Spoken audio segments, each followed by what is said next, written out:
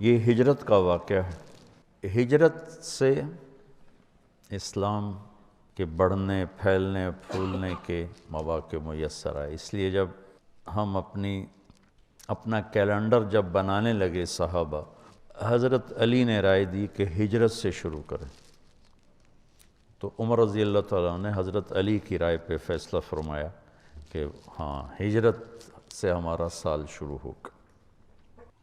تو خیر یہ ہجرت کا واقعہ ہے۔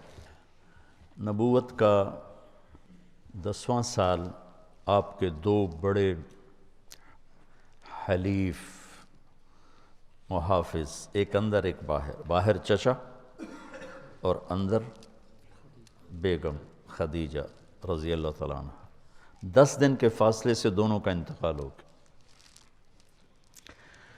تو پھر آپ نے سوچا کہ میں ہجرت کروں۔ طائف کی ہجرت تو ناکام ہو گئی، تو یہ نبوت کا 10واں سال تھا، 11واں، جب آپ مینا کی وادی میں حج میں چکر لگا رہے تھے، تو جمرۃ الکبریٰ جس کو بڑا شیطان کہتے ہیں، وہاں کچھ نوجوان ملے، یثرب بیٹھے ہوئے تھے، وہ تھوڑی سی وہ آگ جلا کے روشنی کر لیتے تھے۔ ابو الہیثم بن تیہان، عبداللہ بن رواحہ، سعد بن الربیع، نعمان بن حارثہ، اسد بن زرارہ، عبادہ بن صامت، 6۔ یہ روایت ہے دلائل اصفہانی کی۔ تو آپ نے ان سے کہا کون لوگ ہو؟ کم یثرب کے ہیں۔ فرمایا میں اللہ کا نبی ہوں، میری بات سنو گے؟ تو مدینے میں بات تو چلتی تھی نا کہ ایک نبی آ رہا ہے، قریظہ اور قینقاع اور نذیر 3 قبیلے تھے جو ہر وقت کہتے رہتے تھے آخری نبی آنے والا ہے، ہم اس کا کلمہ پڑھ کے تم سب کو قتل کریں۔ تو وہ کانوں میں بات تو تھی یہود کی، کہنے کا سناؤ، تو آپ قرآن سنایا کرتے تھے۔ وَإِذْ قَالَ إِبْرَاهِيمُ رَبِّ اجْعَلْ هَذَا الْبَلَدَ آمِنًا سے لے کر آپ نے هَذَا بَلَاغٌ لِلنَّاسِ، یہ سورہ ابراہیم کا آخر سنایا۔ کہنے لگے ہوا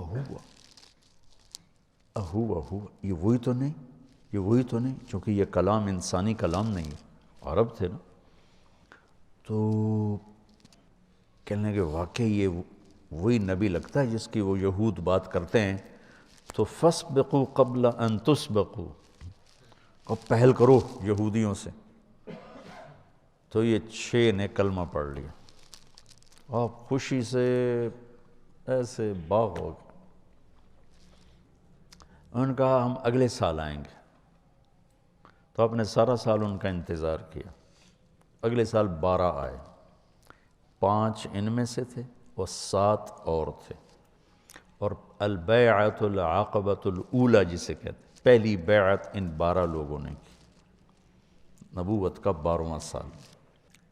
پھر کہ ہم اگلے سال آئیں گے، 13واں سال نبوت، اور اب وہ پہاڑ ہٹا دیا گیا ہے جس کے گھاٹی میں یہ سب جمع ہوئے، 2-3 پہاڑوں کے بیچ میں ایک جگہ، اب وہ جگہ کھل کے میدان ہے، اور وہاں ترکوں نے مسجد بنائی تھی۔ اس مسجد میں ایک دفعہ گیا، جب مجھے پتہ چلا جگہ کھل گئی، تو مسجد ترکوں نے یادگار چیزوں کو محفوظ کیا، انہوں نے آ کے رندہ ہی پھیر دیا۔ وہاں میں نے مغرب پڑھی، پھر عشاء تک بیٹھا رہا، تو مغرب کی اذان بھی میں نے دی، جماعت بھی میں نے کرائی، کوئی شرطے آ گئے، پھر عشاء پڑھی، عشاء پڑھ کے پھر میں وہاں سے نکلا۔ تو 72 لوگ تھے، 2 عورتیں ام منیع، ام عمارہ، اور 70 مرد۔ رات کے اندھیرے میں یہ سب جمع ہوئے، تو آپ اپنے چچا عباس کو بھی لے کر گئے۔ وہاں بات چلی تو حضرت عباس کہنے لگے دیکھ لو بھائی، اگر لے جا سکتے ہو تو لے جاؤ، کل کو سارا عرب تمہیں پھر بھگتنا پڑے گا، ابھی تو یہ ہمارے پاس ہم ان کی حفاظت کر رہے ہیں۔ تو اسد بن زرارہ جو پہلی بیعت میں تھے، انہوں نے کہا یا رسول اللہ میں جواب دوں آپ کے چچا کو؟ آپ نے کہا دو۔ جس کا خلاصہ یہ ہے کہ عباس، کسی ایسے شخص کو اپنا سردار ماننا جسے قوم نکال دے، یہ عرب میں کوئی آسان کام نہیں ہے، جبکہ ہم خود بھی سردار ہیں۔ کسی ایسے شخص کو اپنا سردار ماننا جس پر سارا عرب دشمنی کے لیے ٹوٹا پڑا ہے، یہ کوئی آسان کام نہیں ہے۔ جب ہم نے یہ کر لیا ہے تو وہ بھی کر کے دکھائیں گے۔ ہم بھی ابناء اور رجال ہیں، تلواروں کے سائے میں ہی پروان چڑھے ہیں۔ اقبال نے تو ایسے ہی تخیلاتی شاعری کی نا، اصل تو وہ تھے جو تیغوں کے سائے میں پل کے جوان ہوئے تھے۔ ابو الہیثم کہنے لگے آپ کی شرائط کیا ہیں؟ تو آپ نے فرمایا تطیعوننی فی المنشط والمکرہ، جی چاہے یا نہ چاہے میری اطاعت کرنی پڑے گی۔ تنفقون علی فی العسر والیسر، تنگی اور فراخی میں میرے اوپر خرچ کرنا ہوگا۔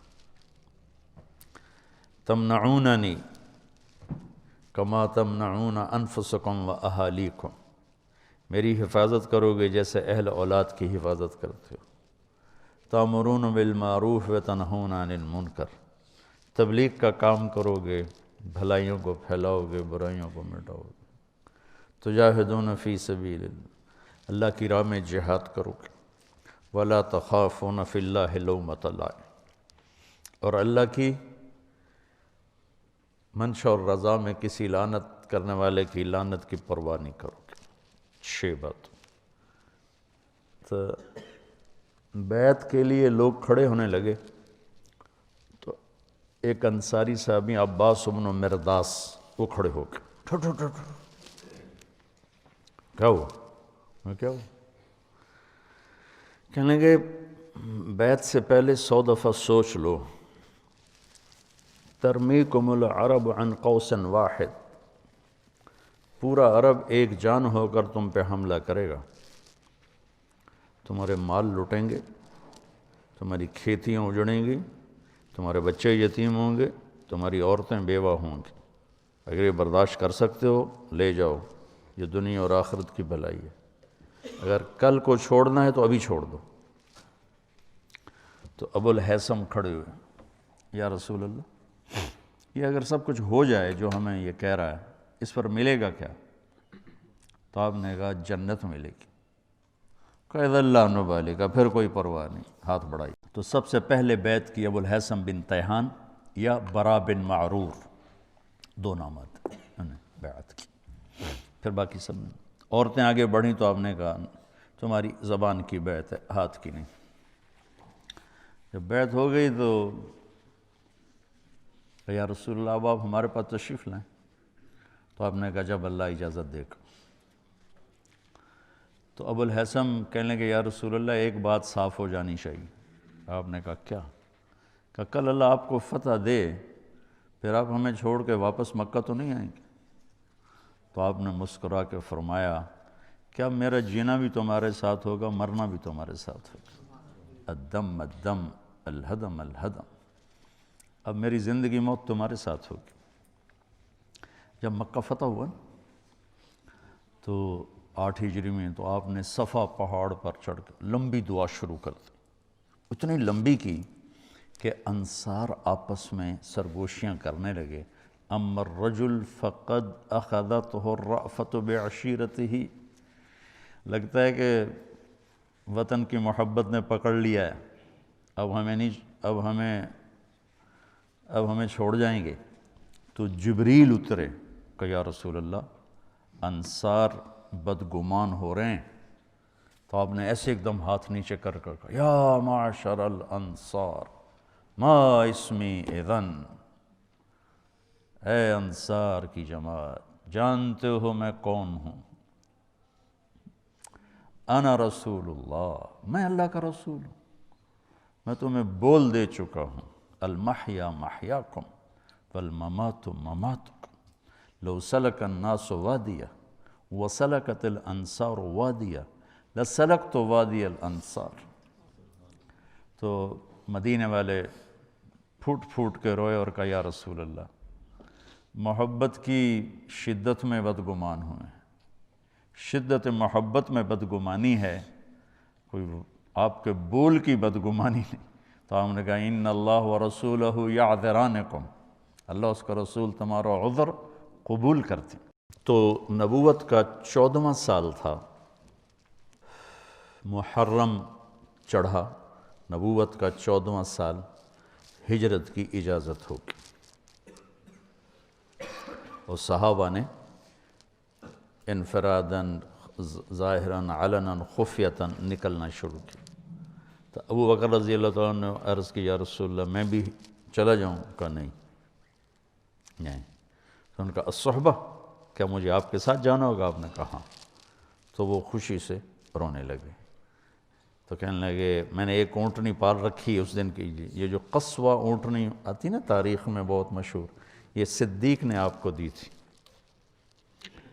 تو کہا میں نے آپ کے لیے ایک اونٹنی پال کر رکھی، وہ آپ کو دوں گا۔ آپ نے کہا میں پیسے دوں گا، مفت نہیں لوں گا۔ تو آپ نے اس کی رقم ادا کی، پیسے دیے اس کے۔